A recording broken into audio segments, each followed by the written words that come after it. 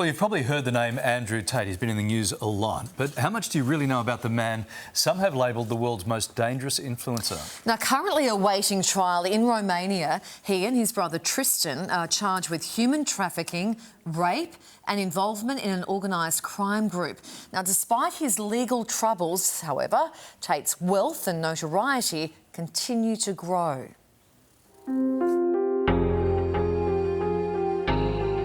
Andrew Tate began his career as a professional kickboxer before turning to reality television to build his profile, appearing on Big Brother UK in 2016.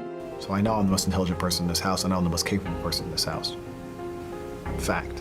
The British-American rose to global fame, earning millions with his provocative online courses, including the Pimping Hoes degree and the War Room. The War Room is the most powerful network on the face of the planet today. Andrew Tate. Branded the king of toxic masculinity, he's been accused of promoting the sexual exploitation of women. Tate has managed to appeal to millions of young men by exploiting their insecurities. Once in his orbit, these same young men are encouraged to buy more and more courses, where their final destination is a cult that teaches men how to turn women into slaves. Award-winning journalists and documentary filmmakers Matt Shea and Jamie Tarson gained unparalleled access to Tate and his inner circle. There's not a single female complaining. Do you think there's not a single female complaining? Have you seen one? Tell me.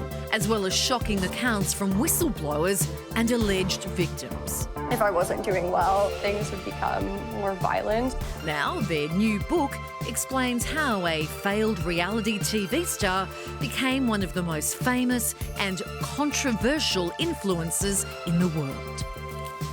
And we welcome author Matt Shea live from London. Good to see you. Before his arrest at the end of 2022, Andrew Tate was the most Googled man on the planet, outranking people like Donald Trump, even COVID-19. Why do you think he is so popular within a certain set of people and influential amongst young men predominantly? Well, this hasn't just happened naturally because he is charismatic and people like him. There's a marketing team behind him of dozens of people who all know exactly how to manipulate social media algorithms to make him famous, which has always been his number one goal. They financially incentivize young people to share content of him. So he's financially incentivized, millions of young teenagers around the world to reshare controversial clips of him, and the algorithm favors that controversial content. And also, finally, he plays into the insecurity that men feel. So he portrays himself as wealthier, as more successful with women, as a better fighter, as things that men may be feeling insecure about. He makes men double down on those things. He makes fun of them, he belittles them, and then offers the solution out of that insecurity, which inevitably involves buying more and more of his courses. Yeah. Now, it's been said that Tate has defined a whole new era of misogyny throughout your investigation. What's the most harrowing thing that you uncovered? Well, first we began looking into him as someone who's spreading kind of toxic masculinity and misogyny to millions of young men around the world. Then we started hearing from women who alleged that he had actually sexually abused them and physically abused them, allegations which he denies. But then it got even more bizarre and more disturbing because we discovered that the War Room, that organization that you mentioned in your intro package, which exists all around the world, is actually training young men how to groom and manipulate women into the webcam sex industry. And we identified through leaked chat logs from the War Room dozens and dozens of potential victims. Those are only the ones that are confirmed that I can speak about. The real figure could be much higher, but dozens and dozens of women who have all been groomed and manipulated by men who have learnt to do that in courses they've bought from Andrew Tate as part of this secret society of men, the War Room. Yeah, this is really scary stuff. So these alleged victims, how did some of them escape his control? Well, inevitably, these men think that they can control women. They think they've come up with this formula for manipulation and abuse that works.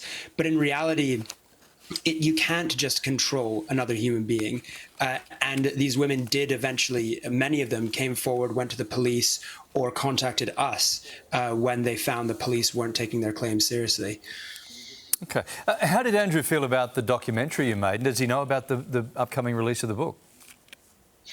He hasn't mentioned the book. He was very angry about the documentary. I mean, if you watch the first documentary that we made, he actually punches me in the face during one encounter that we had where I asked him some questions he didn't like. I kind of hinted at allegations that he might be grooming women.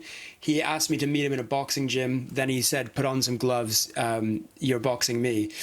And this was kind of a way to teach me a lesson. And this is something that I began to realize about Andrew Tate, is that the core tenet of his philosophy is that violence underpins everything, and that to be a real man and to be an alpha, you have to be able to commit violence. And he was trying to kind of teach me that lesson. So you can see that in the first documentary. So, Matt, despite his legal troubles, being arrested, his websites are still fully operational. I mean, that doesn't seem right. Yeah, I mean, the popularity of Tate continues to grow. He's still incredibly successful. And also, his popularity on sites like X is growing. He was reinstated after being banned by Elon Musk when he took over Twitter and turned it into X, where he now has millions and millions of followers. He's only able to achieve this unprecedented level of popularity thanks to the megaphone afforded to him by social media companies. And, you know, the algorithm benefits the content that he's putting out there. The more controversial, the more people both hate and love it, the more shares and clicks it gets. Okay, so can it be stopped? Can the law stop him? Can social media stop him? What happens here? I think there are social media platforms that have successfully regulated extremist content, and I think more need to do that. I think that is the solution. I mean, that's what's changed here. There's always been extremist people, but only now can those extremist people reach literally every child's phone instantly. Yeah, you know, Matt, that's crazy. That's the world we live in. what's the best hope for this book? Are you hoping to stop him, to lift the lid? Like, what is your big hope and dream that your book will achieve? My hope is that if we keep repeating the stories of the alleged victims and we keep showing people that, you know, a lot of young men who support Andrew Tate, they say, oh, you know, I know he says some crazy stuff, but he also has some good advice. What I want people to realize is that this isn't just, you know, a little bit sexist. This is incredibly insidious and dangerous extremist misogyny. Yeah, it's a message that the world needs to hear, that's for sure. Absolutely.